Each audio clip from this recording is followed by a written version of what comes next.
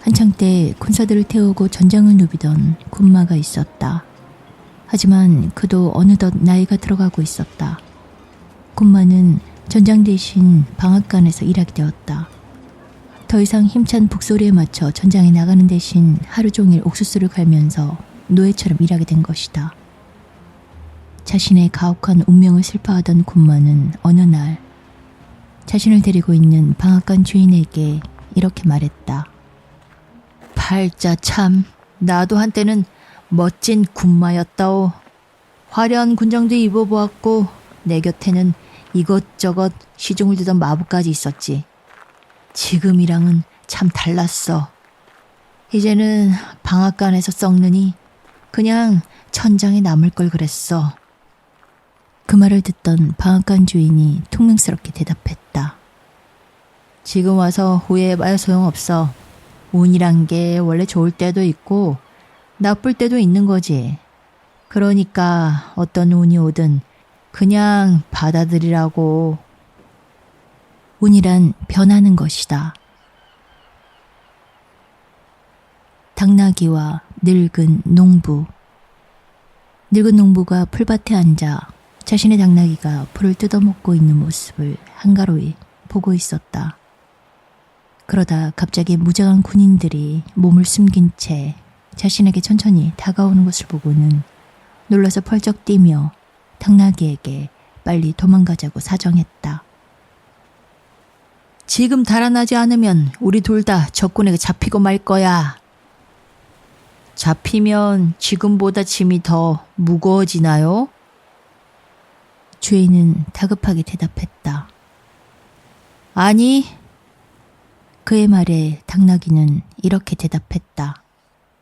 그렇다면 저는 잡히든지 말든지 상관없어요. 지금도 충분히 힘든데요, 뭐. 정부가 아무리 바뀐다 한들 가난한 이에게는 주인이 바뀐 것에 지나지 않는다. 말과 당나귀. 화려한 재갈을 문 어떤 말 한 마리가 대로에서 당나귀와 마주쳤다.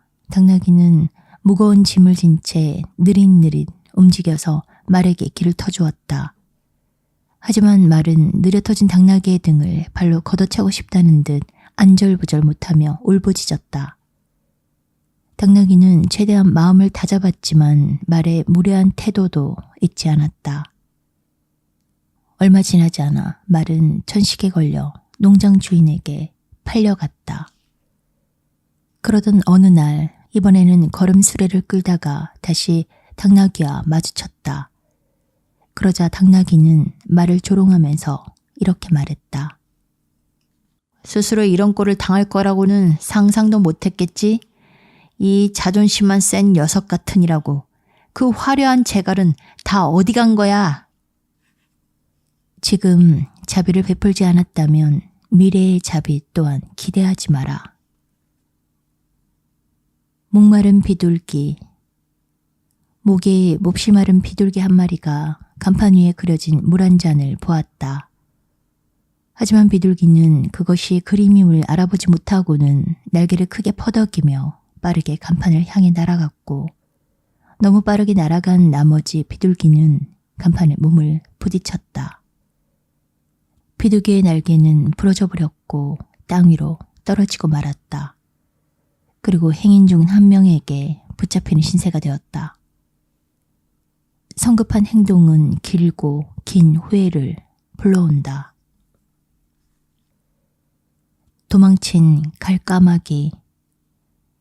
어떤 사람이 갈까마귀 한 마리를 붙잡아서는 한쪽 다리에 끈을 메고서 자기 아이들에게 애완용으로 선물했다.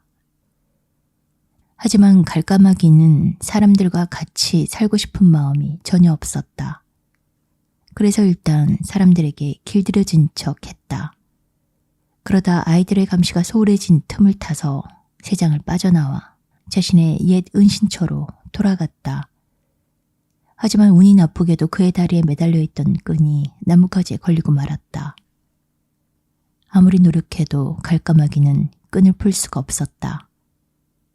결국 갈까마귀는 모든 게 자기 탓이라고 생각하면서 이렇게 울부짖었다. 이럴 수가, 자유를 찾으려다 목숨을 잃게 되었구나. 큰 것을 쫓다가 더 큰 것을 이룰 수 있다. 두 마리의 개구리가 이웃에 살고 있었다. 그중 한 마리는 물이 풍부해서 개구리들이 좋아하는 습지에 자리를 잡았고, 다른 한 마리는 습지에서 얼마 떨어진 길가에 살았다. 비 오는 날 바퀴 자국에 괜 빗물 밖에는 구경할 수 없는 곳이었다. 그래서 습지에 사는 개구리는 길가에 사는 친구에게 위험할지도 모른다고 경고했다. 그리고 자신과 함께 습지로 와서 편안하고 무엇보다도 더 안전하게 살자고 했다.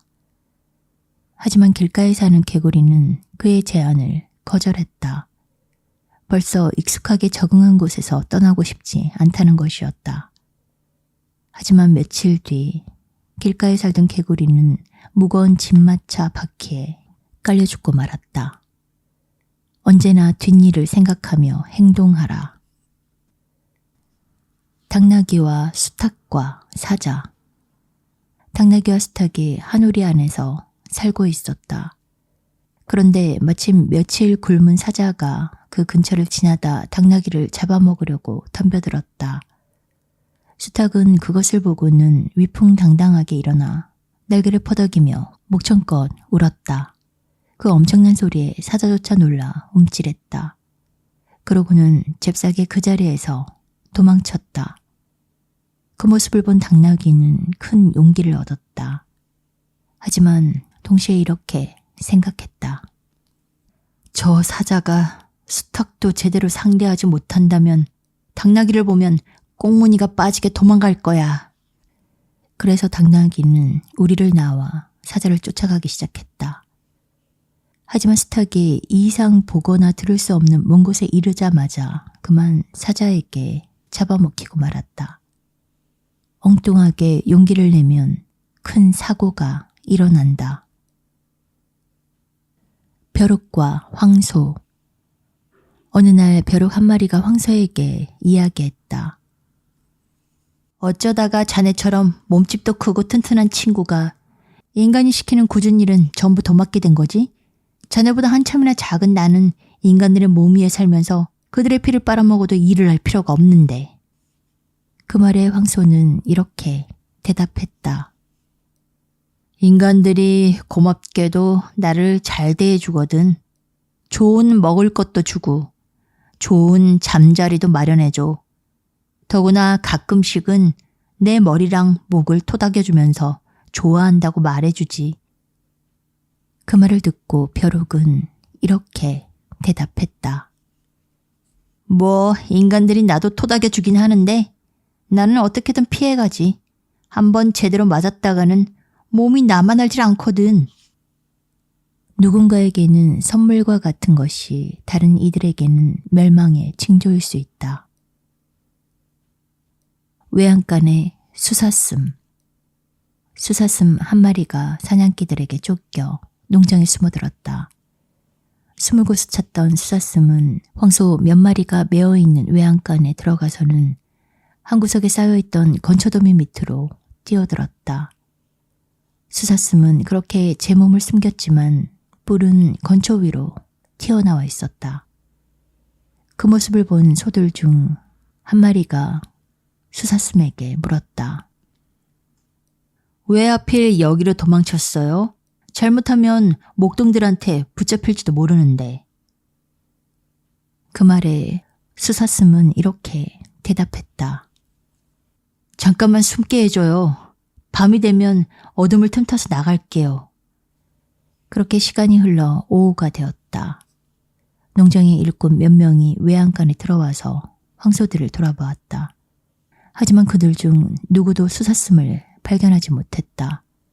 일꾼들이 나간 뒤 수사슴은 위험을 벗어났다고 자축하며 황소들에게 감사를 표했다.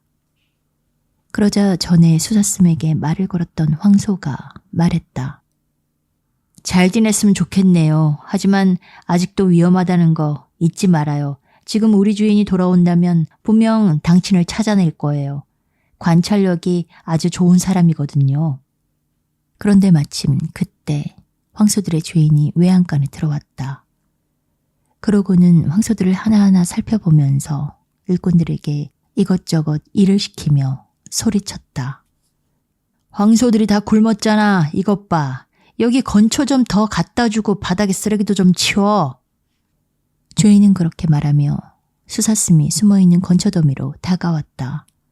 그러고는 건초 한 알음을 안아 올렸다. 그 바람에 수사슴은 주인의 눈에 띄고 말았다.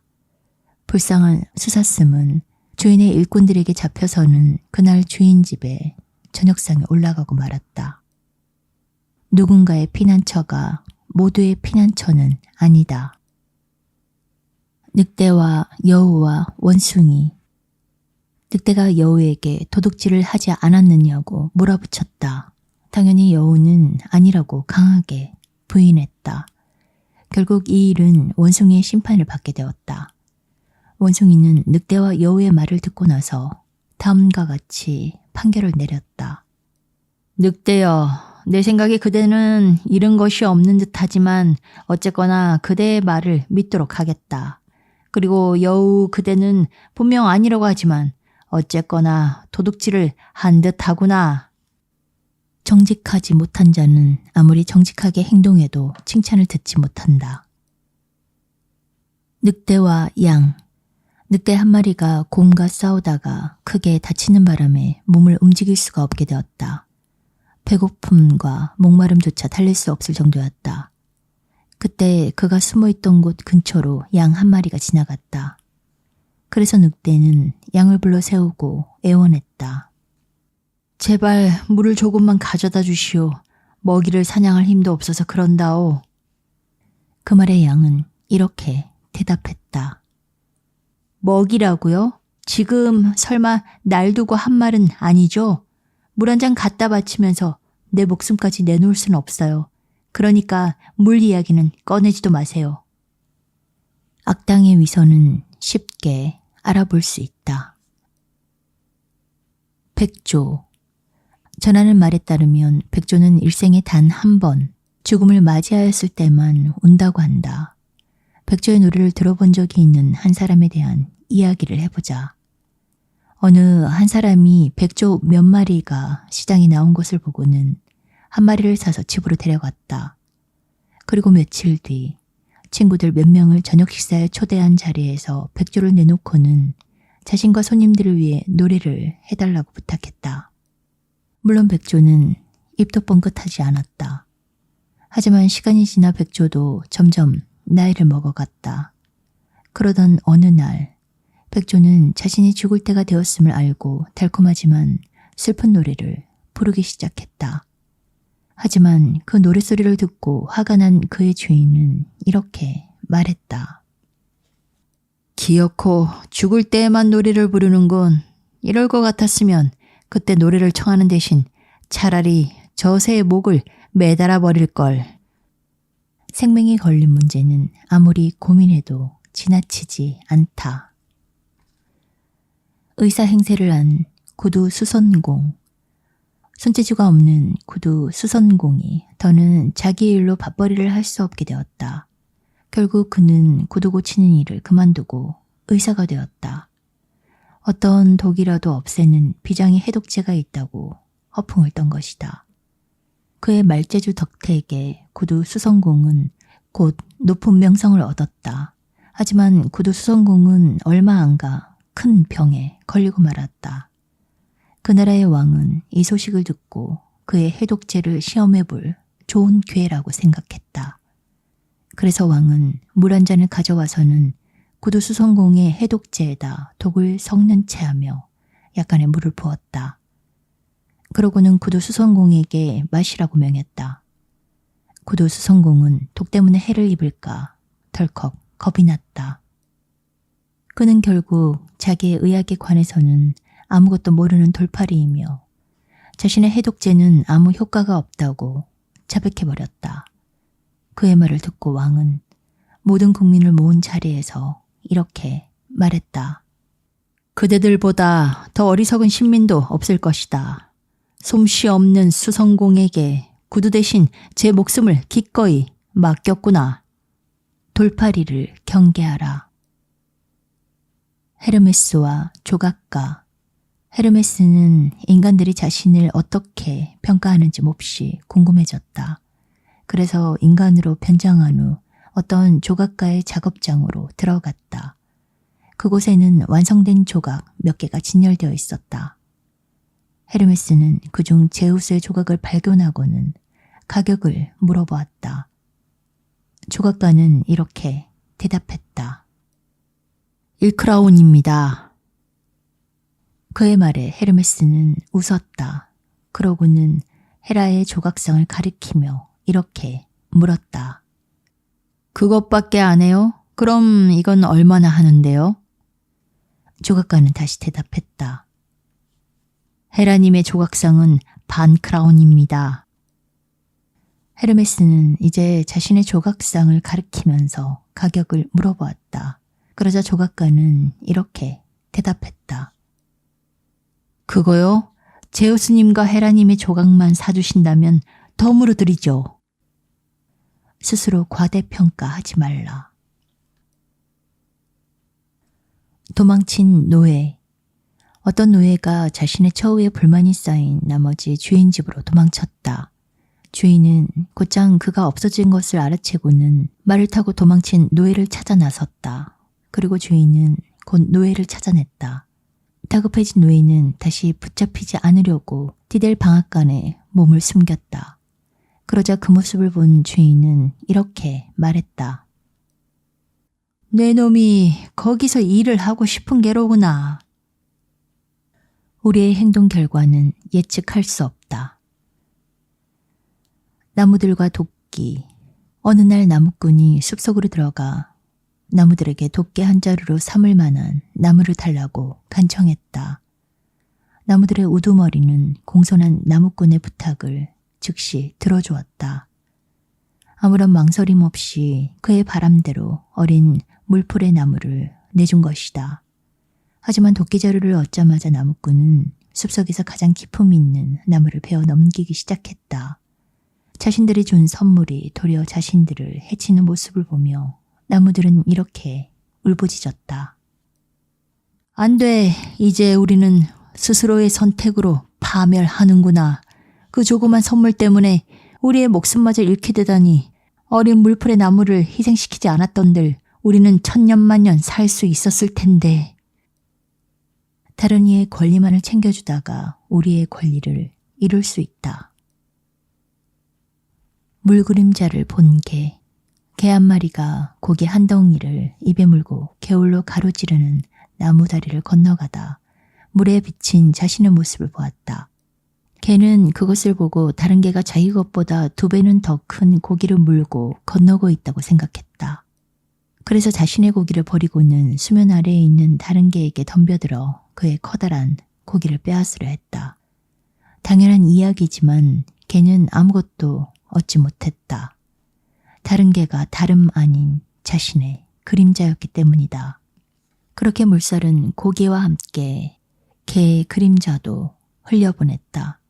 모든 것을 갈망하다가는 모든 것을 잃을 수 있다. 사자와 토끼. 사자가 잠들어 있는 토끼 한 마리를 발견하고는 잡아먹으려 했다.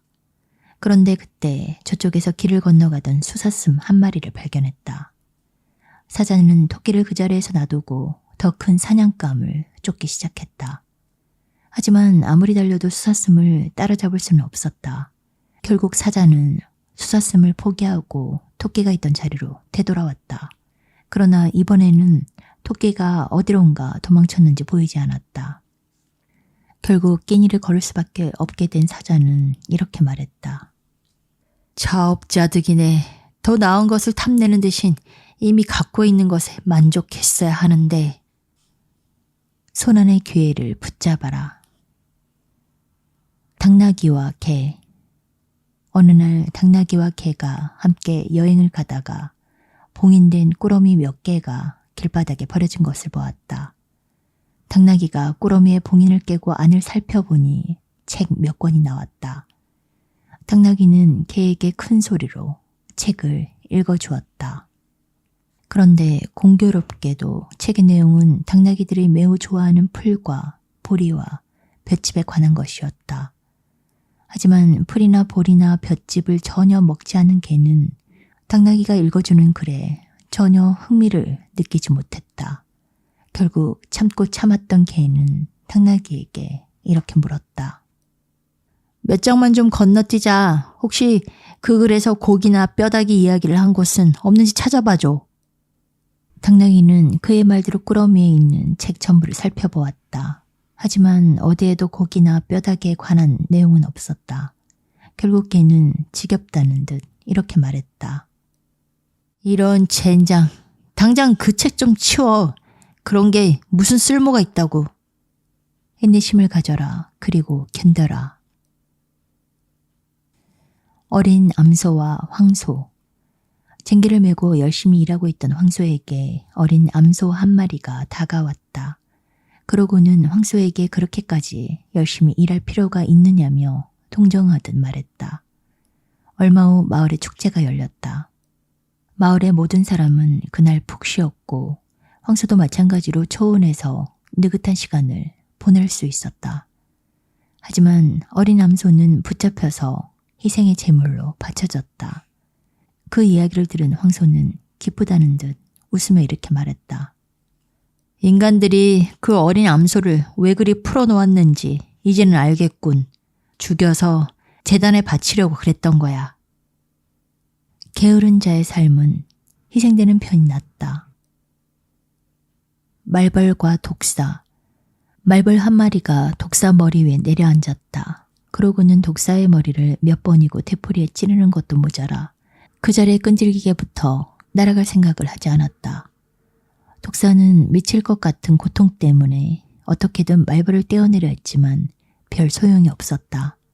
결국 독사는 절망에 빠져 이렇게 울부짖었다. 그래, 내가 죽는 한이 있어도 너는 기어이 죽이고 말 테야. 그러고는 말벌과 함께 자신의 머리를 지나가던 짐술의 바퀴 밑에 넣었다. 그렇게 독사와 말벌은 함께 죽었다. 적과 함께 죽는 것은 최후의 수단이다. 곰과 여우. 어느 날 곰 한 마리가 자신의 관대한 성품에 대해 떠벌리면서 자신이 다른 동물들에 비해 얼마나 교양이 넘치느냐고 말했다. 사실 곰은 죽은 시체를 건드리지 않는 습관도 있었다. 그 말을 듣고 있던 여우는 쓴웃음을 지으며 이렇게 말했다. 이봐 친구, 내가 배고픈 걸 볼 때마다 말이야. 난 자네가 차라리 죽은 놈한테만 관심을 기울이고 살아있는 나는 가만 놔뒀으면 한다고. 위선자에게 속는 사람은 아무도 없다. 암사자와 암여우. 암사자 한 마리와 암여우 한 마리가 자기 새끼들에 대해 이야기하고 있었다. 모든 어미가 그러하듯 자기 새끼들이 얼마나 건강하고 튼튼하게 자랐으며 털 결은 또 얼마나 고운지 또 자신을 얼마나 쏙 빼닮았는지 이야기하기 시작했다. 그 와중에 여우가 약간 조롱하듯 이렇게 말했다. 우리 아이들은 보고만 있어도 참 좋아요. 참 그러고 보니 사자씨는 아이가 하나밖에 없죠? 그 말을 들은 사자가 대답했다. 하나밖에 없죠. 오직 하나뿐인 사자. 양보다는 질이다. 사랑에 빠진 사자. 어떤 사자가 오두막에 사는 어떤 가족의 딸을 사랑하게 되었다. 그는 딸과 결혼하고 싶어 했지만 그녀의 아버지는 그렇게나 무서운 사윗감에게 딸을 내주고 싶은 마음이 전혀 없었다.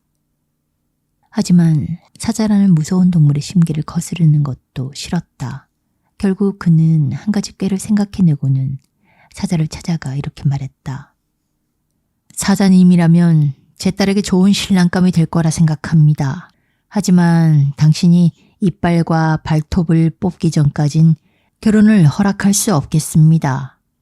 내 딸이 그것들을 아주 무서워해서 말이죠.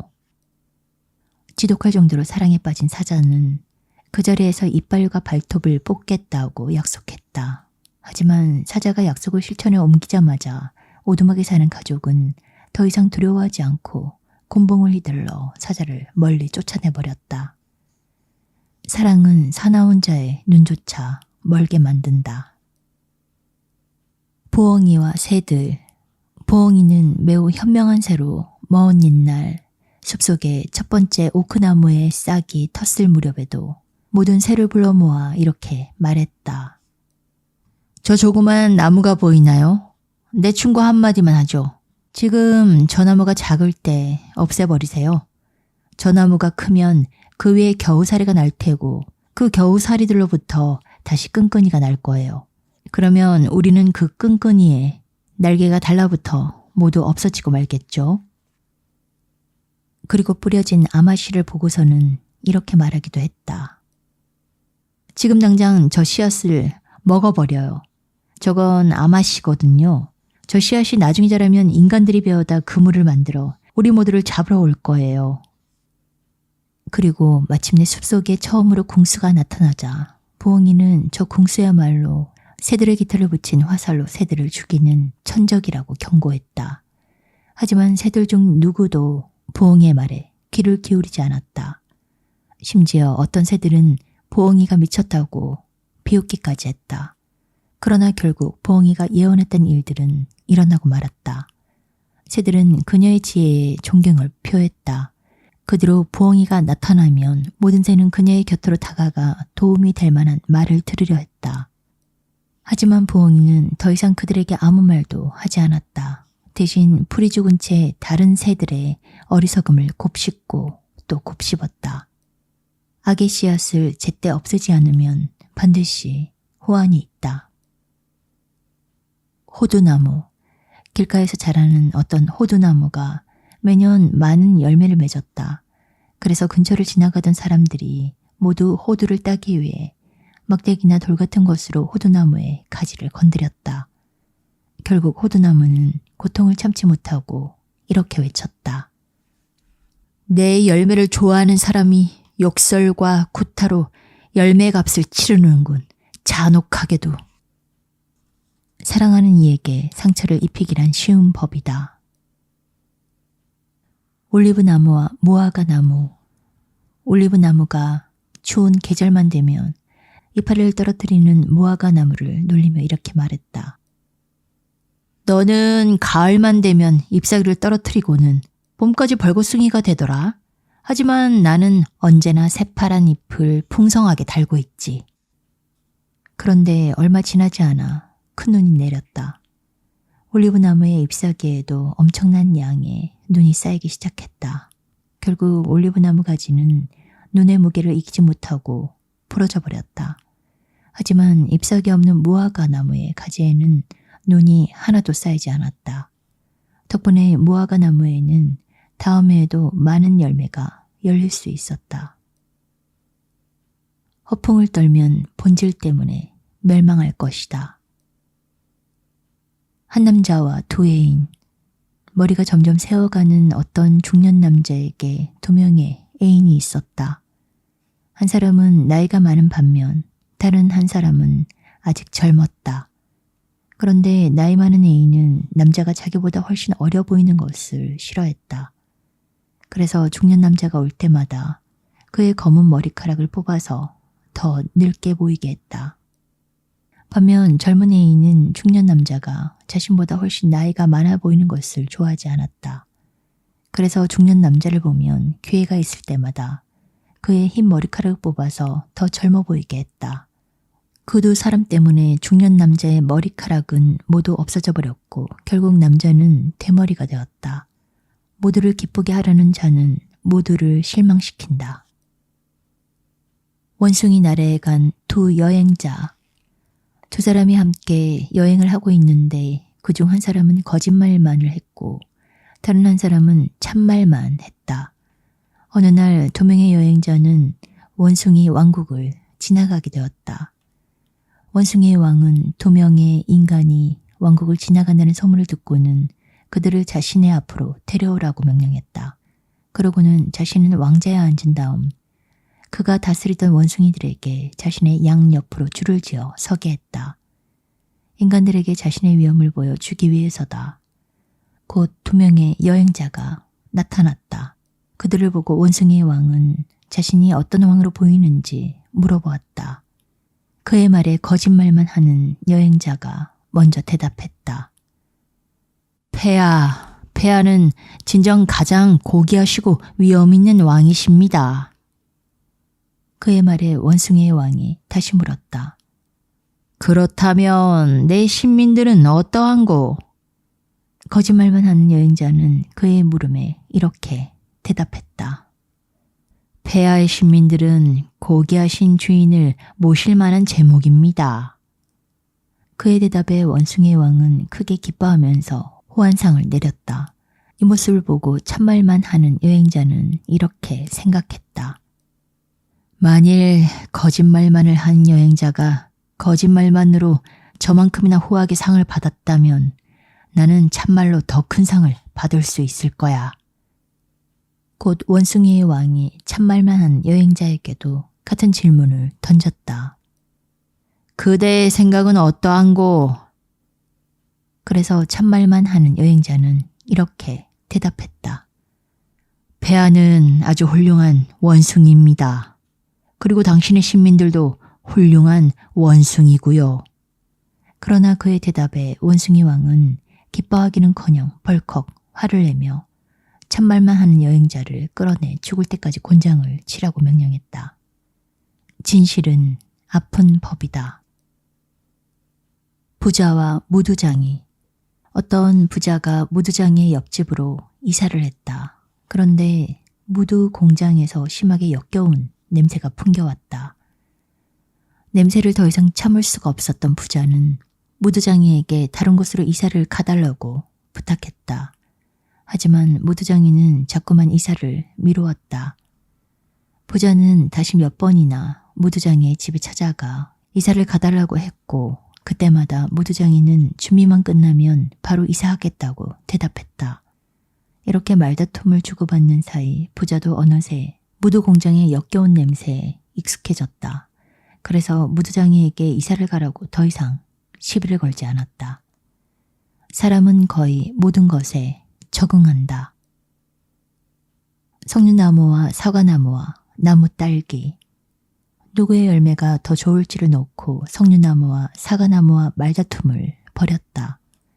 둘은 서로 자신의 열매가 더 좋다고 열변을 토했다. 결국 목소리가 점점 높아지면서 둘은 몸싸움을 벌이기 일보 직전에 다다랐다. 바로 그때 나무딸기가 경솔하게도 덤불숲에서 고개를 내밀고는 이렇게 말했다.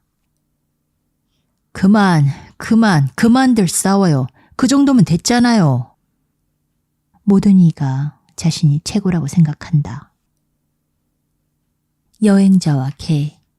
여행자 한 사람이 길을 떠나려다 뭔가에서 늘어지게 기지개를 켜는 개에게 말했다. 이 녀석아, 왜 그렇게 늘어지게 하품만 하고 있어? 얼른 떠날 채비를 해도. 너도 나랑 같이 가야지. 하지만 개는 제 꼬리를 흔들면서 이렇게 대답했다. 저는 벌써 준비가 다 끝났어요. 주인님이 채비를 끝내실 때만 기다리고 있었다고요. 게으른 이는 부지런한 이가 늦을 때 화를 낸다. 농부와 개들. 어떤 농부가 심한 눈보라에 휩싸여 자신과 가족이 먹을 것을 구하지 못할 지경에 이르렀다. 그래서 농부는 양 몇 마리를 잡아서 먹었다. 하지만 눈보라가 계속되자 이번에는 염소를 잡아먹었다. 그러고도 날씨는 전혀 나아질 기미가 없었고 결국 그는 황소까지 잡아먹을 수밖에 없었다. 그렇게 여러 동물들이 차례로 죽어서 식탁 위에 오르는 것을 보고 농부의 개들은 이렇게 수군거렸다. 지금이라도 빠져나가지 않으면 다음은 우리 차례야. 제 가족을 돌볼 줄 모르는 자와 친구가 되지 마라. 독수리와 매 사냥꾼. 어떤 사람이 어느 날 독수리 한 마리를 잡았다. 그는 독수리의 날개에 난 깃털을 뽑아버린 다음 자기 집 닭장 안에 풀어놓았다. 독수리는 닭들과 함께 살면서 우울하고 풀 죽은 듯 닭장 한 구석에 숨어 지냈다. 얼마 후 매사냥꾼은 잡은 독수리를 기꺼이 이웃 사람에게 팔았다. 이웃 사람은 독수리를 자기 집에 데려와서는 날개 깃털을 다시 기를 수 있게 해주었다. 곧 날개를 쓸 수 있게 되자마자 독수리는 밖으로 나가 산토끼 한 마리를 잡아다 은혜를 베풀어준 이웃 사람에게 주었다. 그런데 여우 한 마리가 우연히 이 광경을 보고는 이렇게 말했다.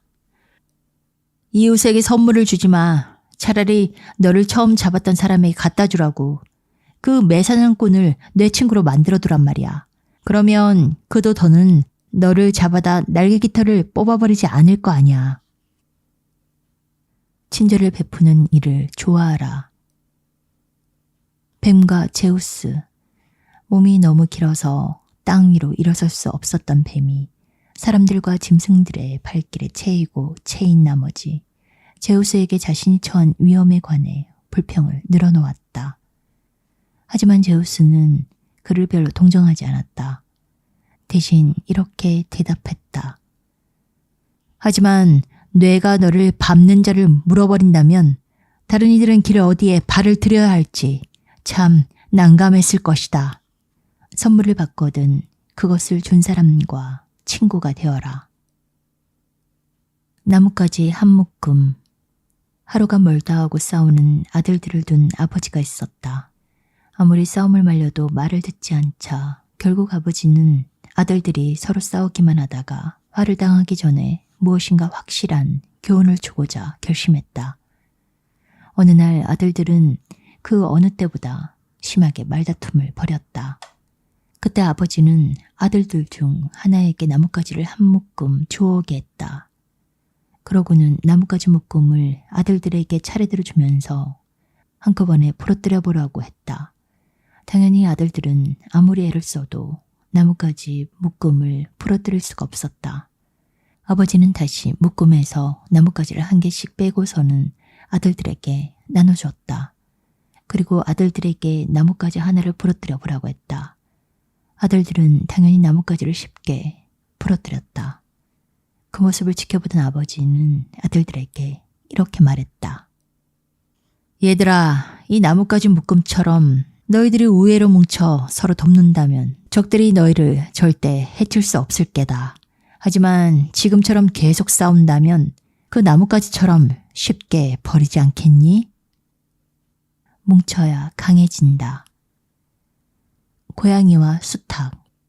고양이가 수탉 한 마리를 잡아서는 그를 잡아먹을 좋은 핑계거리를 만들어내기 시작했다. 사실 고양이는 원래부터 닭을 먹지도 않았고 고양이 자신도 그러지 말아야 한다는 것을 잘 알고 있었다.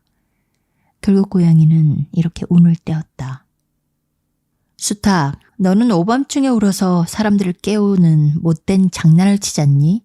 그러니까 오늘 끝장을 내줄 테야. 하지만 수탉도 자신을 변호했다. 자신이 우는 것은 인간들을 제 시간에 깨워 일하도록 내보내기 위한 것이고 인간들은 자기 없이는 살 수가 없다고 말이다. 하지만 고양이는 이렇게 대답하면서 수탉을 잡아먹어 버렸다. 그건 그렇긴 한데 인간들이 어떻게 살게 되던지 난 저녁을 굶을 생각이 없단다. 모든 범행에는 충분한 동기가 있다. 늑대에게 쫓기던 어린 양. 늑대에게 쫓기던 어린 양이 신전으로 피신했다. 그를 쫓던 늑대는 어린 양에게 얼른 성소에서 나오라고 협박하면서 이렇게 말했다. 어차피 거기 있어도 사제들이 너를 잡아다 제단에 제물로 바칠 거라고. 그 말을 듣고 어린 양이 대답했다. 걱정 참 고맙네요. 그래도 여기 있을게요. 늑대한테 잡아먹히기보다는 나중에 신전의 제물이 되는 편이 나을 테니까요. 적들보다 친구들 사이에 있는 편이 더 안전하다. 쑥 굽는 사람과 추경공. 옛날에 쑥 굽는 사람이 홀로 살고 있었다. 그런데 어쩌다가 추궁공 한 사람이 이곳에 정착하게 되었다. 숯 굽는 사람은 추궁공을 만나고 나서는 그가 좋은 성품의 소유자라는 것을 알게 되었다. 그래서 숯 굽는 사람은 추궁공에게 같은 집에서 함께 살면 어떻겠냐고 제안하며 이렇게 말했다. 서로 더 좋은 친구가 될 겁니다. 생활비도 아낄 수 있을 거고요. 하지만 추궁공은 그 말을 듣고 숯 굽는 사람에게 감사하면서도 이렇게 대답했다. 죄송하지만 사양하겠습니다. 애써서 하얗게 만들어 놓은 양털이 당신의 숯 때문에 시커멓게 변할 거 아닙니까? 누구나 끼리끼리 어울려야 한다. 노예와 사자. 옛날에 어떤 노예가 주인의 잔혹한 처사를 견디지 못하고 도망쳤다. 노예는 다시 붙잡히지 않으려고 사막으로 향했다. 먹을 것과 잘 곳을 찾던 노예는 주인 없는 동굴을 발견하고 그곳으로 들어갔다. 하지만 사실 그 동굴에는 이미 사자 한 마리가 살고 있었고 사자를 본 불쌍한 노예는 겁에 질렸다. 그는 모든 희망을 버리고 마음의 준비를 했지만 놀랍게도 사자는 노예에게 달려들지 않았다. 대신 노예 앞에서 멈춰 서서는 낑낑대며 자기의 앞발을 들어 올렸다. 들어 올린 앞발은 상처 때문에 퉁퉁 부어 있었다. 노예는 마음을 가다듬고 찬찬히 사자의 앞발을 살펴보았다. 그러고는 발바닥에 박혀있는 커다란 가시를 찾아냈다. 노예는 가시를 뽑아내고서 사자의 앞발에 조심스럽게 붕대를 감아주었다. 얼마 후 사자 앞발에 난 상처는 완전히 나았다. 사자는 노예의 친절한 행동에 한없이 고마워했다. 그래서 그를 자신의 친구처럼 대했다. 그렇게 사자와 노예는 한 동굴에서 한동안 정답게 살았다. 하지만 결국 노예는 사람 사는 세상이 그리워졌다. 그래서 사자와 헤어져서는 마을로 돌아왔다. 그러고는 그 자리에서 붙잡혀서는 사슬에 묶여 그의 옛 주인에게 끌려갔다. 주인은 본보기를 삼으려고 노예를 원형 경기장에 데려가 사나운 짐승들 사이에 던져 죽이라고 했다. 마침내 노예의 처형일이 되었다. 사나운 짐승들이 원형 경기장 안에 풀려났다. 그 중에는 유달리 덩치가 크고 사나워 보이는 사자도 한 마리 끼어 있었다.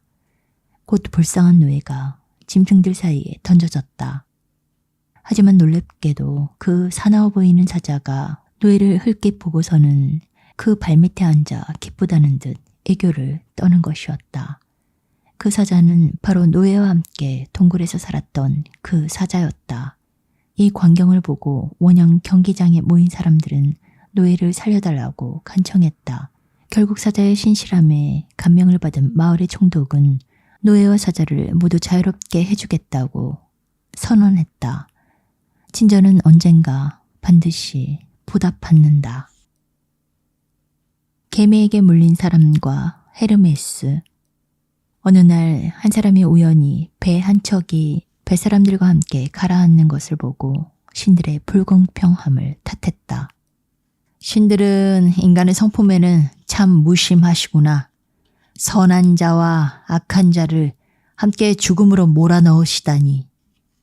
그런데 공교롭게도 그가 서 있는 곳 근처에는 개미집이 있었다. 그래서 그가 말하는 동안 개미 한 마리가 기어나와서 그의 발을 물었다. 그 순간 화가 난 그는 개미집을 밟아 아무 죄 없는 개미 수백 마리를 죽였다. 그러나 갑자기 헤르메스가 나타나서는 그를 자신의 지팡이로 마구 때리며 이렇게 말했다. 이 악당 같은 놈아, 내 녀석의 정의로움이란 게 고작 이런 거였냐. 스스로의 신념대로 행동하라. 어부의 행운. 한 어부가 하루 종일 아무것도 잡지 못한 채 시간만 보내고 있었다. 어부는 결국 짜증이 나서 집으로 돌아갈 채비를 하며 낚싯대를 감아 올리려 했다. 그러나 바로 그 순간 커다란 물고기가 그의 배로 뛰어들었고 어부는 그 덕택에 또 하루를 견딜 수 있게 되었다. 인내는 결국 보답받기 마련이다. 한창 때 군사들을 태우고 전장을 누비던 군마가 있었다. 하지만 그도 어느덧 나이가 들어가고 있었다. 군마는 전장 대신 방앗간에서 일하게 되었다. 더 이상 힘찬 북소리에 맞춰 전장에 나가는 대신 하루 종일 옥수수를 갈면서 노예처럼 일하게 된 것이다. 자신의 가혹한 운명을 슬퍼하던 군마는 어느 날 자신을 데리고 있는 방앗간 주인에게 이렇게 말했다. 팔자 참, 나도 한때는 멋진 군마였다오. 화려한 군장도 입어보았고 내 곁에는 이것저것 시중을 두던 마부까지 있었지. 지금이랑은 참 달랐어. 이제는 방앗간에서 썩느니 그냥 천장에 남을 걸 그랬어. 그 말을 듣던 방앗간 주인이 퉁명스럽게 대답했다. 지금 와서 후회해봐야 소용없어. 운이란 게 원래 좋을 때도 있고 나쁠 때도 있는 거지. 그러니까 어떤 운이 오든 그냥 받아들이라고. 운이란 변하는 것이다. 당나귀와 늙은 농부. 늙은 농부가 풀밭에 앉아 자신의 당나귀가 풀을 뜯어먹고 있는 모습을 한가로이 보고 있었다. 그러다 갑자기 무장한 군인들이 몸을 숨긴 채 자신에게 천천히 다가오는 것을 보고는 놀라서 펄쩍 뛰며 당나귀에게 빨리 도망가자고 사정했다. 지금 달아나지 않으면 우리 둘 다 적군에게 잡히고 말 거야. 잡히면 지금보다 짐이 더 무거워지나요? 주인은 다급하게 대답했다. 아니. 그의 말에 당나귀는 이렇게 대답했다. 그렇다면 저는 잡히든지 말든지 상관없어요. 지금도 충분히 힘든데요, 뭐. 정부가 아무리 바뀐다 한들 가난한 이에게는 주인이 바뀐 것에 지나지 않는다. 말과 당나귀. 화려한 재갈을 문 어떤 말 한 마리가 대로에서 당나귀와 마주쳤다. 당나귀는 무거운 짐을 진 채 느릿느릿 움직여서 말에게 길을 터주었다. 하지만 말은 느려 터진 당나귀의 등을 발로 걷어차고 싶다는 듯 안절부절 못하며 울부짖었다. 당나귀는 최대한 마음을 다잡았지만 말의 무례한 태도도 잊지 않았다. 얼마 지나지 않아 말은 천식에 걸려 농장 주인에게 팔려갔다. 그러던 어느 날 이번에는 걸음수레를 끌다가 다시 당나귀와 마주쳤다. 그러자 당나귀는 말을 조롱하면서 이렇게 말했다. 스스로 이런 꼴을 당할 거라고는 상상도 못했겠지? 이 자존심만 센 녀석 같으니라고. 그 화려한 재갈은 다 어디 간 거야? 지금 자비를 베풀지 않았다면 미래의 자비 또한 기대하지 마라. 목마른 비둘기.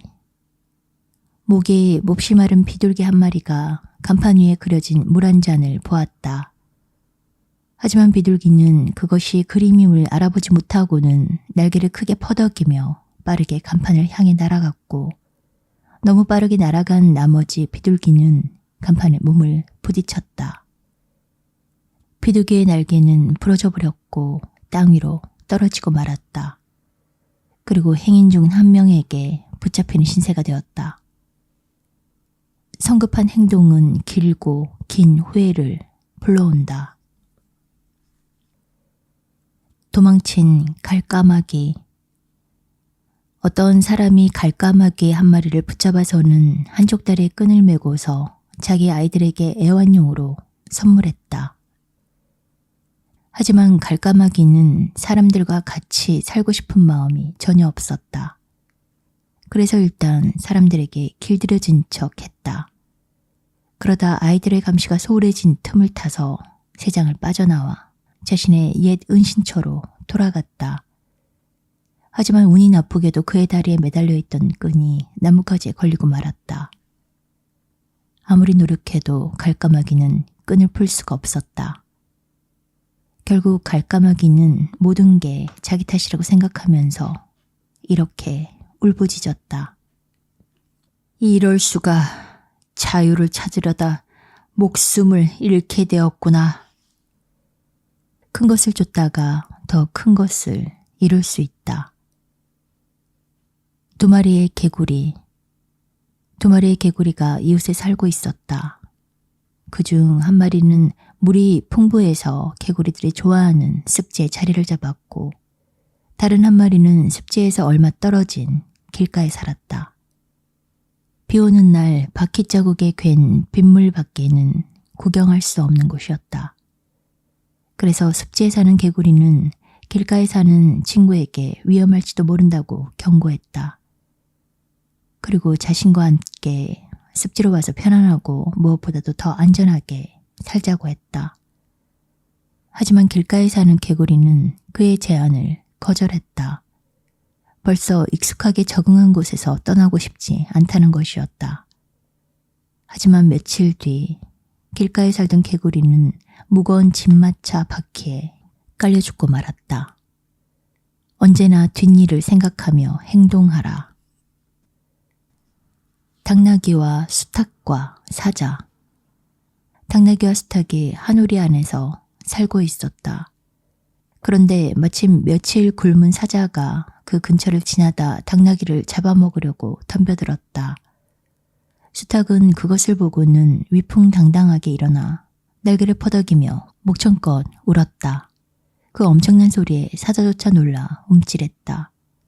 그러고는 잽싸게 그 자리에서 도망쳤다. 그 모습을 본 당나귀는 큰 용기를 얻었다. 하지만 동시에 이렇게 생각했다. 저 사자가 수탉도 제대로 상대하지 못한다면 당나귀를 보면 꽁무니가 빠지게 도망갈 거야. 그래서 당나귀는 우리를 나와 사자를 쫓아가기 시작했다. 하지만 수탉이 이 이상 보거나 들을 수 없는 먼 곳에 이르자마자 그만 사자에게 잡아먹히고 말았다. 엉뚱하게 용기를 내면 큰 사고가 일어난다. 벼룩과 황소. 어느 날 벼룩 한 마리가 황소에게 이야기했다. 어쩌다가 자네처럼 몸집도 크고 튼튼한 친구가 인간이 시키는 굳은 일은 전부 도맡게 된 거지? 자네보다 한참이나 작은 나는 인간들의 몸 위에 살면서 그들의 피를 빨아먹어도 일을 할 필요가 없는데. 그 말에 황소는 이렇게 대답했다. 인간들이 고맙게도 나를 잘 대해주거든. 좋은 먹을 것도 주고 좋은 잠자리도 마련해줘. 더구나 가끔씩은 내 머리랑 목을 토닥여주면서 좋아한다고 말해주지. 그 말을 듣고 벼룩은 이렇게 대답했다. 뭐 인간들이 나도 토닥여주긴 하는데 나는 어떻게든 피해가지. 한번 제대로 맞았다가는 몸이 나만 알질 않거든. 누군가에게는 선물과 같은 것이 다른 이들에게는 멸망의 징조일 수 있다. 외양간의 수사슴. 수사슴 한 마리가 사냥개들에게 쫓겨 농장에 숨어들었다. 숨을 곳을 찾던 수사슴은 황소 몇 마리가 메어있는 외양간에 들어가서는 한 구석에 쌓여있던 건초더미 밑으로 뛰어들었다. 수사슴은 그렇게 제 몸을 숨겼지만 뿔은 건초 위로 튀어나와 있었다. 그 모습을 본 소들 중 한 마리가 수사슴에게 물었다. 왜 하필 여기로 도망쳤어요? 잘못하면 목동들한테 붙잡힐지도 모르는데. 그 말에 수사슴은 이렇게 대답했다. 잠깐만 숨게 해줘요. 밤이 되면 어둠을 틈타서 나갈게요. 그렇게 시간이 흘러 오후가 되었다. 농장의 일꾼 몇 명이 외양간에 들어와서 황소들을 돌아보았다. 하지만 그들 중 누구도 수사슴을 발견하지 못했다. 일꾼들이 나간 뒤 수사슴은 위험을 벗어났다고 자축하며 황소들에게 감사를 표했다. 그러자 전에 수사슴에게 말을 걸었던 황소가 말했다. 잘 지냈으면 좋겠네요. 하지만 아직도 위험하다는 거 잊지 말아요. 지금 우리 주인이 돌아온다면 분명 당신을 찾아낼 거예요. 관찰력이 아주 좋은 사람이거든요. 그런데 마침 그때 황소들의 주인이 외양간에 들어왔다. 그러고는 황소들을 하나하나 살펴보면서 일꾼들에게 이것저것 일을 시키며 소리쳤다. 황소들이 다 굶었잖아. 이것 봐. 여기 건초 좀 더 갖다 주고 바닥에 쓰레기도 좀 치워. 주인은 그렇게 말하며 수사슴이 숨어있는 건초더미로 다가왔다. 그러고는 건초 한 알음을 안아 올렸다. 그 바람에 수사슴은 주인의 눈에 띄고 말았다. 불쌍한 수사슴은 주인의 일꾼들에게 잡혀서는 그날 주인 집에 저녁상에 올라가고 말았다. 누군가의 피난처가 모두의 피난처는 아니다. 늑대와 여우와 원숭이. 늑대가 여우에게 도둑질을 하지 않았느냐고 몰아붙였다. 당연히 여우는 아니라고 강하게 부인했다. 결국 이 일은 원숭이의 심판을 받게 되었다. 원숭이는 늑대와 여우의 말을 듣고 나서 다음과 같이 판결을 내렸다. 늑대여, 내 생각에 그대는 잃은 것이 없는 듯하지만 어쨌거나 그대의 말을 믿도록 하겠다. 그리고 여우, 그대는 분명 아니라고 하지만 어쨌거나 도둑질을 한 듯하구나. 정직하지 못한 자는 아무리 정직하게 행동해도 칭찬을 듣지 못한다. 늑대와 양. 늑대 한 마리가 곰과 싸우다가 크게 다치는 바람에 몸을 움직일 수가 없게 되었다. 배고픔과 목마름조차 달랠 수 없을 정도였다. 그때 그가 숨어있던 곳 근처로 양 한 마리가 지나갔다. 그래서 늑대는 양을 불러 세우고 애원했다. 제발 물을 조금만 가져다 주시오. 먹이를 사냥할 힘도 없어서 그런다오. 그 말에 양은 이렇게 대답했다. 먹이라고요? 지금 설마 날 두고 한 말은 아니죠?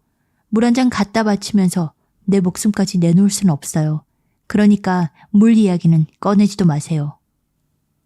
악당의 위선은 쉽게 알아볼 수 있다. 백조.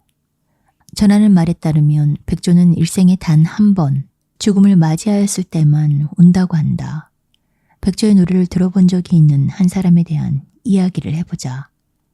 어느 한 사람이 백조 몇 마리가 시장에 나온 것을 보고는 한 마리를 사서 집으로 데려갔다. 그리고 며칠 뒤 친구들 몇 명을 저녁 식사에 초대한 자리에서 백조를 내놓고는 자신과 손님들을 위해 노래를 해달라고 부탁했다. 물론 백조는 입도 뻥긋하지 않았다. 하지만 시간이 지나 백조도 점점 나이를 먹어갔다. 그러던 어느 날 백조는 자신이 죽을 때가 되었음을 알고 달콤하지만 슬픈 노래를 부르기 시작했다. 하지만 그 노랫소리를 듣고 화가 난 그의 주인은 이렇게 말했다. 기어코 죽을 때에만 노래를 부르는군. 이럴 것 같았으면 그때 노래를 청하는 대신 차라리 저 새의 목을 매달아 버릴걸. 생명이 걸린 문제는 아무리 고민해도 지나치지 않다. 의사 행세를 한 구두 수선공. 손재주가 없는 구두 수선공이 더는 자기 일로 밥벌이를 할 수 없게 되었다. 결국 그는 구두 고치는 일을 그만두고 의사가 되었다. 어떤 독이라도 없애는 비장의 해독제가 있다고 허풍을 떤 것이다. 그의 말재주 덕택에 구두 수선공은 곧 높은 명성을 얻었다. 하지만 구두 수선공은 얼마 안 가 큰 병에 걸리고 말았다. 그 나라의 왕은 이 소식을 듣고 그의 해독제를 시험해볼 좋은 기회라고 생각했다. 그래서 왕은 물 한 잔을 가져와서는 구두 수선공의 해독제에다 독을 섞는 채 하며 약간의 물을 부었다. 그러고는 구두 수선공에게 마시라고 명했다. 구두 수선공은 독 때문에 해를 입을까 덜컥 겁이 났다. 그는 결국 자기의 의학에 관해서는 아무것도 모르는 돌팔이이며 자신의 해독제는 아무 효과가 없다고 자백해버렸다. 그의 말을 듣고 왕은 모든 국민을 모은 자리에서 이렇게 말했다. 그대들보다 더 어리석은 신민도 없을 것이다.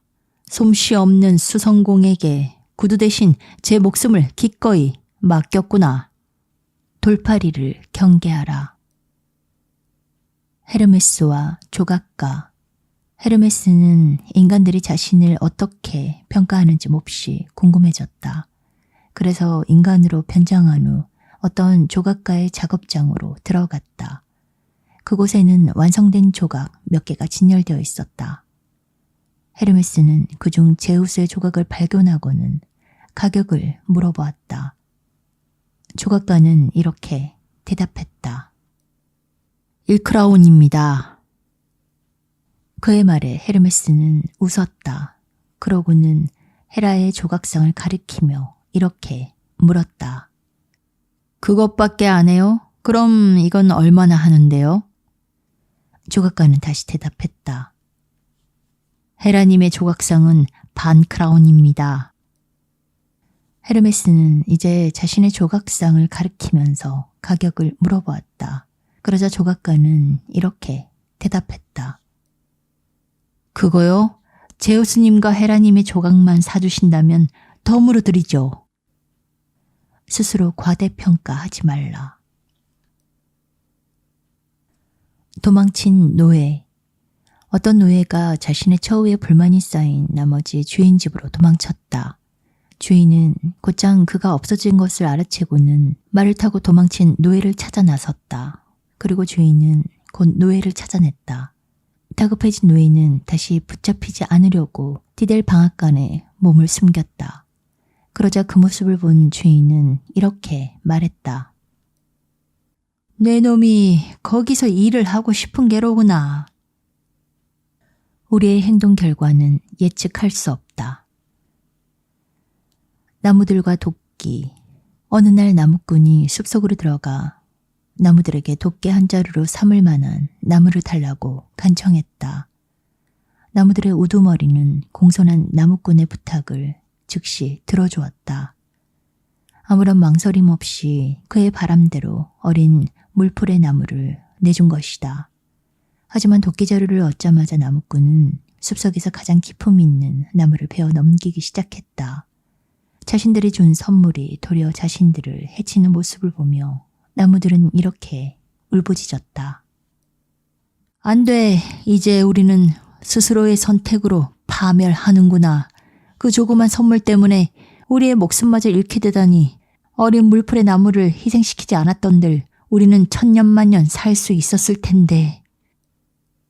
다른 이의 권리만을 챙겨주다가 우리의 권리를 잃을 수 있다. 물그림자를 본 개.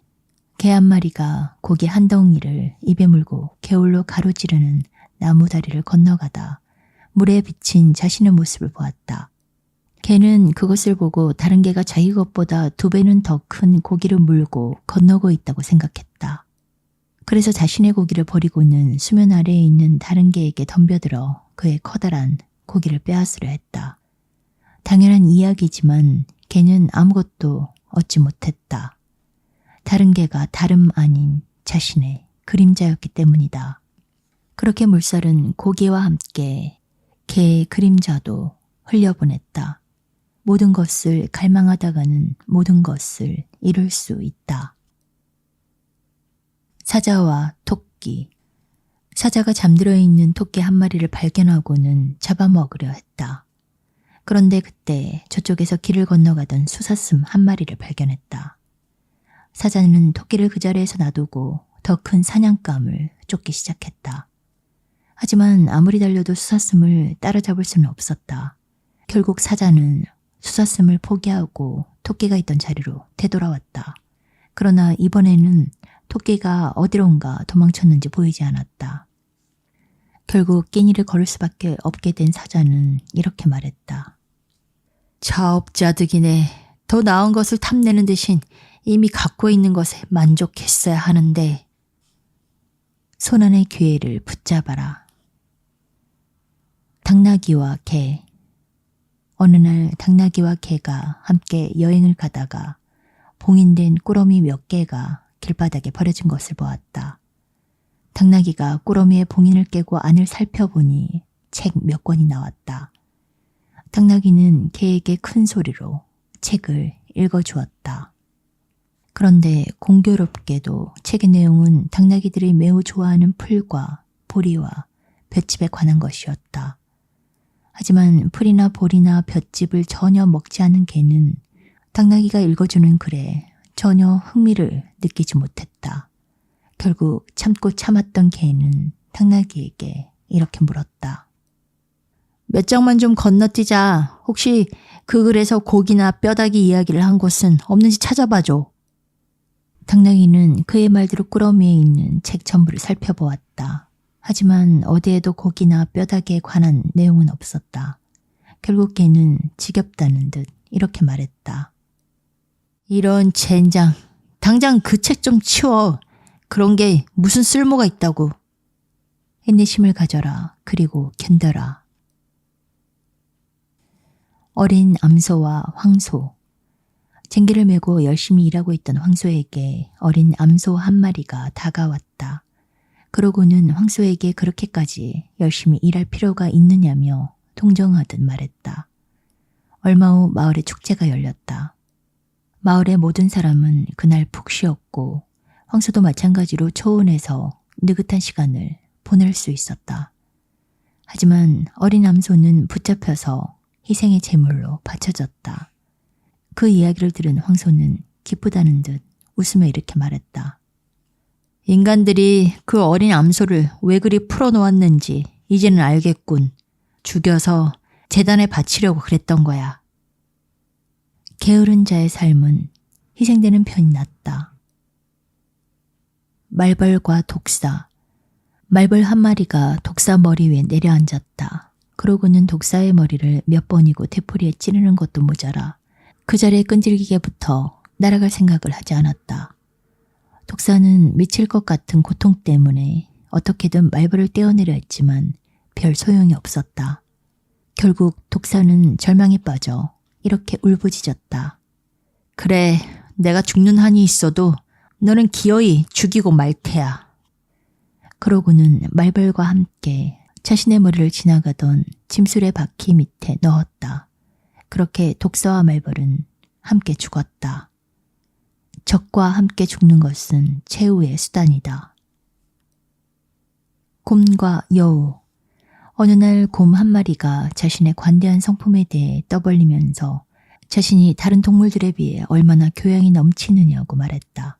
사실 곰은 죽은 시체를 건드리지 않는 습관도 있었다.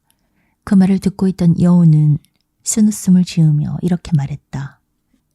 이봐 친구, 내가 배고픈 걸 볼 때마다 말이야. 난 자네가 차라리 죽은 놈한테만 관심을 기울이고 살아있는 나는 가만 놔뒀으면 한다고. 위선자에게 속는 사람은 아무도 없다. 암사자와 암여우. 암사자 한 마리와 암여우 한 마리가 자기 새끼들에 대해 이야기하고 있었다. 모든 어미가 그러하듯 자기 새끼들이 얼마나 건강하고 튼튼하게 자랐으며 털 결은 또 얼마나 고운지 또 자신을 얼마나 쏙 빼닮았는지 이야기하기 시작했다. 그 와중에 여우가 약간 조롱하듯 이렇게 말했다. 우리 아이들은 보고만 있어도 참 좋아요. 참 그러고 보니 사자 씨는 아이가 하나밖에 없죠? 그 말을 들은 사자가 대답했다. 하나밖에 없죠. 오직 하나뿐인 사자. 양보다는 질이다. 사랑에 빠진 사자. 어떤 사자가 오두막에 사는 어떤 가족의 딸을 사랑하게 되었다. 그는 딸과 결혼하고 싶어 했지만 그녀의 아버지는 그렇게나 무서운 사윗감에게 딸을 내주고 싶은 마음이 전혀 없었다.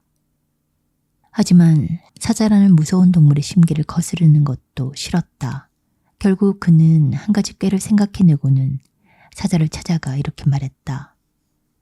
사자님이라면 제 딸에게 좋은 신랑감이 될 거라 생각합니다. 하지만 당신이 이빨과 발톱을 뽑기 전까진 결혼을 허락할 수 없겠습니다. 내 딸이 그것들을 아주 무서워해서 말이죠. 지독할 정도로 사랑에 빠진 사자는 그 자리에서 이빨과 발톱을 뽑겠다고 약속했다. 하지만 사자가 약속을 실천에 옮기자마자 오두막에 사는 가족은 더 이상 두려워하지 않고 곤봉을 휘둘러 사자를 멀리 쫓아내버렸다. 사랑은 사나운 자의 눈조차 멀게 만든다. 부엉이와 새들. 부엉이는 매우 현명한 새로 먼 옛날 숲속의 첫 번째 오크나무의 싹이 텄을 무렵에도 모든 새를 불러 모아 이렇게 말했다. 저 조그만 나무가 보이나요? 내 충고 한마디만 하죠. 지금 저 나무가 작을 때 없애버리세요. 저 나무가 크면 그 위에 겨우사리가 날 테고 그 겨우사리들로부터 다시 끈끈이가 날 거예요. 그러면 우리는 그 끈끈이에 날개가 달라붙어 모두 없어지고 말겠죠. 그리고 뿌려진 아마씨를 보고서는 이렇게 말하기도 했다. 지금 당장 저 씨앗을 먹어버려요. 저건 아마씨거든요. 저 씨앗이 나중에 자라면 인간들이 베어다 그물을 만들어 우리 모두를 잡으러 올 거예요. 그리고 마침내 숲속에 처음으로 궁수가 나타나자 부엉이는 저 궁수야말로 새들의 깃털을 붙인 화살로 새들을 죽이는 천적이라고 경고했다. 하지만 새들 중 누구도 부엉이의 말에 귀를 기울이지 않았다. 심지어 어떤 새들은 부엉이가 미쳤다고 비웃기까지 했다. 그러나 결국 부엉이가 예언했던 일들은 일어나고 말았다. 새들은 그녀의 지혜에 존경을 표했다. 그 뒤로 부엉이가 나타나면 모든 새는 그녀의 곁으로 다가가 도움이 될 만한 말을 들으려 했다. 하지만 부엉이는 더 이상 그들에게 아무 말도 하지 않았다. 대신 풀이 죽은 채 다른 새들의 어리석음을 곱씹고 또 곱씹었다. 악의 씨앗을 제때 없애지 않으면 반드시 호환이 있다. 호두나무. 길가에서 자라는 어떤 호두나무가 매년 많은 열매를 맺었다. 그래서 근처를 지나가던 사람들이 모두 호두를 따기 위해 막대기나 돌 같은 것으로 호두나무의 가지를 건드렸다. 결국 호두나무는 고통을 참지 못하고 이렇게 외쳤다. 내 열매를 좋아하는 사람이 욕설과 구타로 열매 값을 치르는군. 잔혹하게도.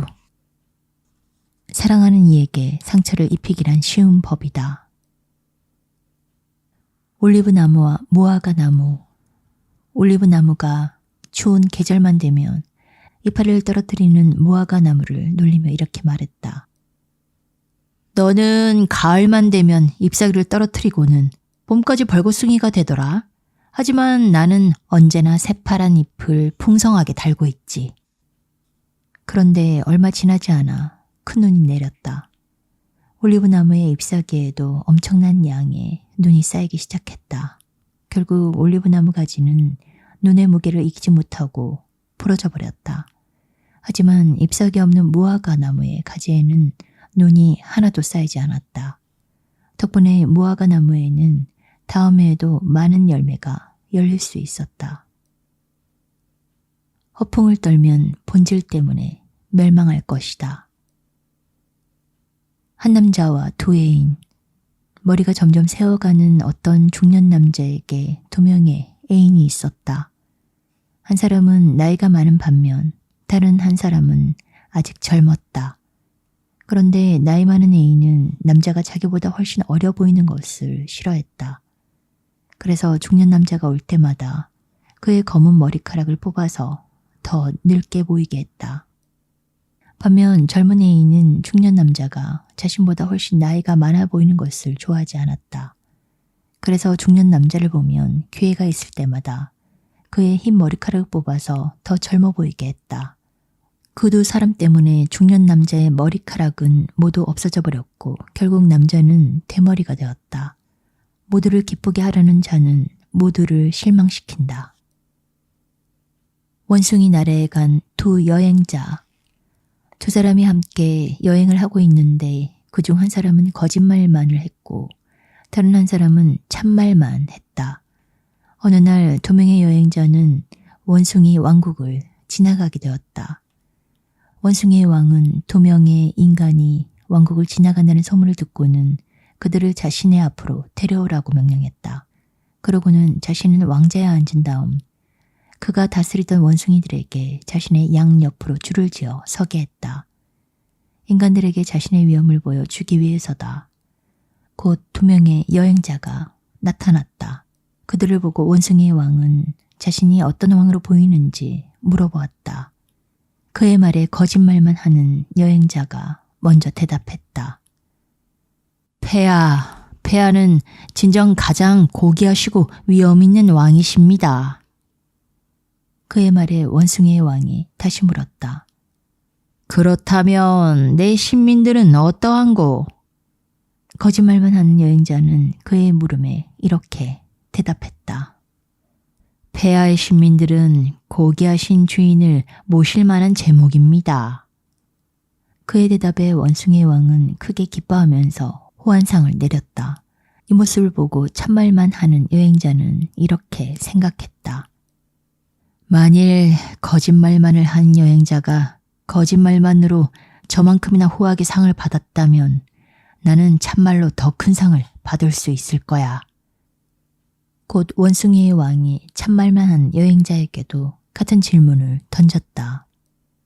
그대의 생각은 어떠한고? 그래서 참말만 하는 여행자는 이렇게 대답했다. 폐하는 아주 훌륭한 원숭이입니다. 그리고 당신의 신민들도 훌륭한 원숭이고요. 그러나 그의 대답에 원숭이 왕은 기뻐하기는커녕 벌컥 화를 내며 참말만 하는 여행자를 끌어내 죽을 때까지 곤장을 치라고 명령했다. 진실은 아픈 법이다. 부자와 무두장이. 어떤 부자가 무두장의 옆집으로 이사를 했다. 그런데 무두 공장에서 심하게 역겨운 냄새가 풍겨왔다.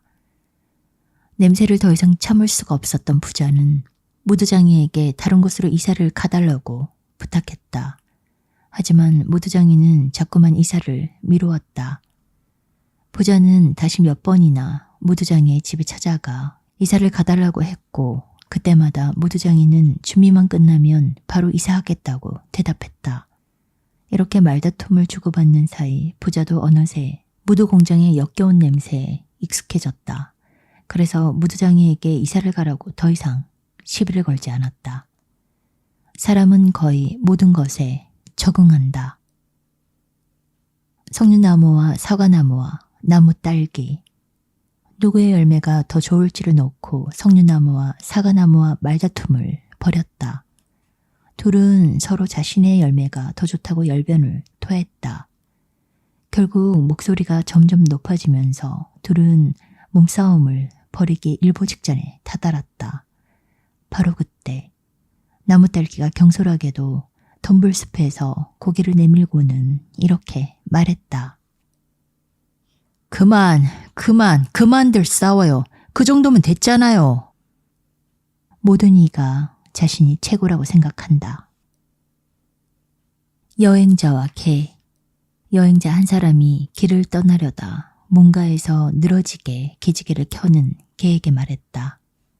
이 녀석아, 왜 그렇게 늘어지게 하품만 하고 있어? 얼른 떠날 채비를 해도. 너도 나랑 같이 가야지.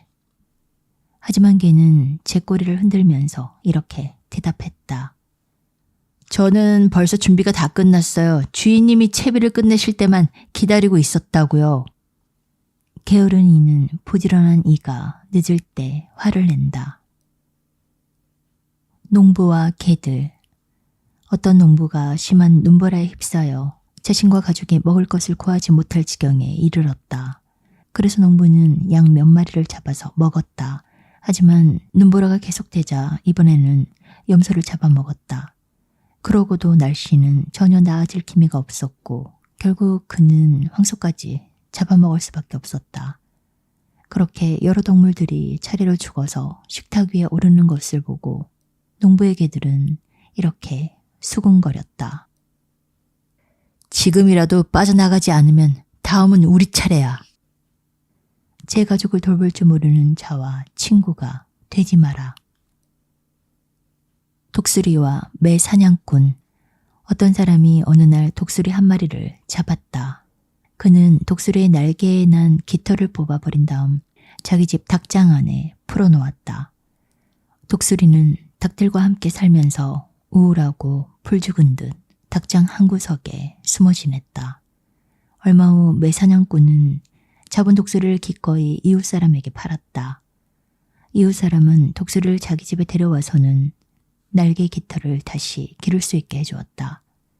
곧 날개를 쓸 수 있게 되자마자 독수리는 밖으로 나가 산토끼 한 마리를 잡아다 은혜를 베풀어준 이웃 사람에게 주었다. 그런데 여우 한 마리가 우연히 이 광경을 보고는 이렇게 말했다. 이웃에게 선물을 주지 마. 차라리 너를 처음 잡았던 사람에게 갖다 주라고. 그 매사냥꾼을 내 친구로 만들어두란 말이야. 그러면 그도 더는 너를 잡아다 날개 깃털을 뽑아버리지 않을 거 아니야. 친절을 베푸는 이를 좋아하라. 뱀과 제우스. 몸이 너무 길어서 땅 위로 일어설 수 없었던 뱀이 사람들과 짐승들의 발길에 채이고 채인 나머지 제우스에게 자신이 처한 위험에 관해 불평을 늘어놓았다. 하지만 제우스는 그를 별로 동정하지 않았다. 대신 이렇게 대답했다. 하지만 뇌가 너를 밟는 자를 물어버린다면 다른 이들은 길 어디에 발을 들여야 할지 참 난감했을 것이다. 선물을 받거든 그것을 준 사람과 친구가 되어라. 나뭇가지 한 묶음. 하루가 멀다 하고 싸우는 아들들을 둔 아버지가 있었다. 아무리 싸움을 말려도 말을 듣지 않자 결국 아버지는 아들들이 서로 싸우기만 하다가 화를 당하기 전에 무엇인가 확실한 교훈을 주고자 결심했다. 어느 날 아들들은 그 어느 때보다 심하게 말다툼을 벌였다. 그때 아버지는 아들들 중 하나에게 나뭇가지를 한 묶음 주워오게 했다. 그러고는 나뭇가지 묶음을 아들들에게 차례대로 주면서 한꺼번에 부러뜨려 보라고 했다. 당연히 아들들은 아무리 애를 써도 나뭇가지 묶음을 부러뜨릴 수가 없었다. 아버지는 다시 묶음에서 나뭇가지를 한 개씩 빼고서는 아들들에게 나눠줬다. 그리고 아들들에게 나뭇가지 하나를 부러뜨려 보라고 했다. 아들들은 당연히 나뭇가지를 쉽게 부러뜨렸다. 그 모습을 지켜보던 아버지는 아들들에게 이렇게 말했다. 얘들아, 이 나뭇가지 묶음처럼 너희들이 우애로 뭉쳐 서로 돕는다면 적들이 너희를 절대 해칠 수 없을 게다.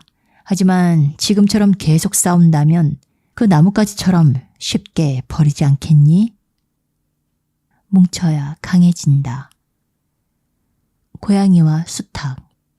고양이가 수탉 한 마리를 잡아서는 그를 잡아먹을 좋은 핑곗거리를 만들어내기 시작했다. 사실 고양이는 원래부터 닭을 먹지도 않았고 고양이 자신도 그러지 말아야 한다는 것을 잘 알고 있었다. 결국 고양이는 이렇게 운을 떼었다. 수탉, 너는 오밤중에 울어서 사람들을 깨우는 못된 장난을 치잖니? 그러니까 오늘 끝장을 내줄 테야. 하지만 수탉도 자신을 변호했다. 자신이 우는 것은 인간들을 제 시간에 깨워 일하도록 내보내기 위한 것이고 인간들은 자기 없이는 살 수가 없다고 말이다. 하지만 고양이는 이렇게 대답하면서 수탉을 잡아먹어 버렸다. 그건 그렇긴 한데 인간들이 어떻게 살게 되던지 난 저녁을 굶을 생각이 없단다. 모든 범행에는 충분한 동기가 있다. 늑대에게 쫓기던 어린 양. 늑대에게 쫓기던 어린 양이 신전으로 피신했다.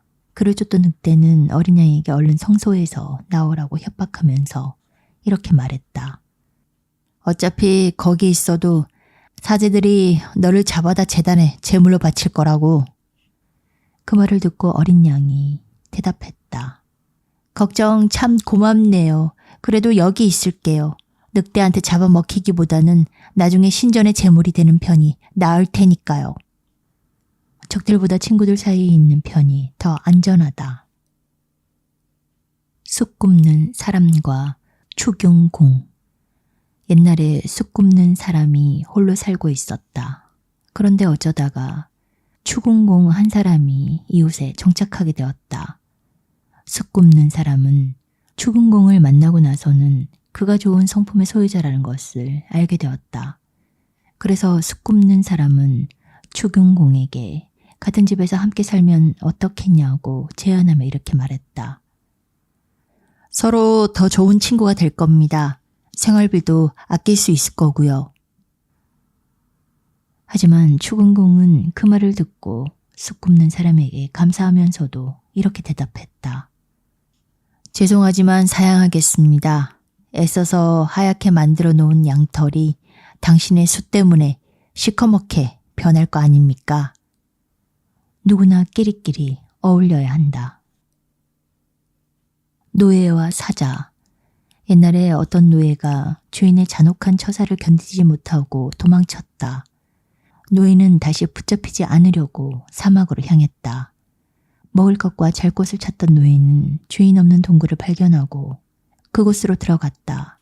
하지만 사실 그 동굴에는 이미 사자 한 마리가 살고 있었고 사자를 본 불쌍한 노예는 겁에 질렸다. 그는 모든 희망을 버리고 마음의 준비를 했지만 놀랍게도 사자는 노예에게 달려들지 않았다.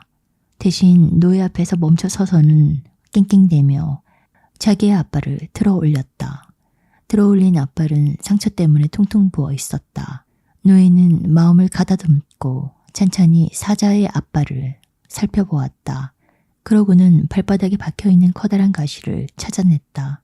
노예는 가시를 뽑아내고서 사자의 앞발에 조심스럽게 붕대를 감아주었다. 얼마 후 사자 앞발에 난 상처는 완전히 나았다.